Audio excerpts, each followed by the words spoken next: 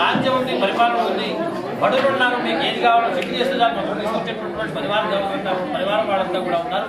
మీరు ఈ వ్రతం చేయడం ఏంటి, వ్రతం చేస్తే మీకు ఫలితం ఏమిటి, ఎంత ఎందుకు చేస్తున్నారు ఏమిటి సవిస్తరంగా నాకు చెప్పండి స్వామి అని చెప్పి ఆ రాజుగారిని ప్రార్థించాడు. బాగుంటున్నాడు.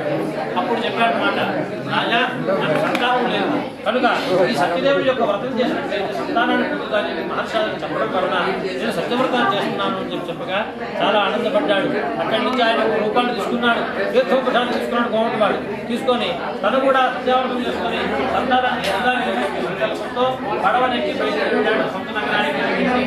గట్టిగా దండం పెట్టుకో, గట్టిగా దండం పెట్టుకో ఉంటున్నాడు. ఏమంటే ఈ యొక్క సత్యనారాయణ స్వామి ఈ స్వామివారికి వర్తం చేసినట్లయితే మనకు సంతానం కలిగి సురక్షంగా ఉండాలని చెప్పగానే చాలా ఆనందించాడు. స్వామివారి కుటుంబం చేశాను అందరూ కూడా ఏమయ్యా అంటే మాకు సంతానం కలిగిన వెంటనే సత్యవంతం ఆచరిస్తాను అని చెప్పి చేశాడు. సరే కొద్దిగా బ్రహ్మప్రాణి కట్టు శుద్ధించి గర్భవతి 10వ మాసం కుమార్తె కుమార్తె ఎలా ఉంటుందయ్యా అంటే శుక్లపక్ష చంద్రుడు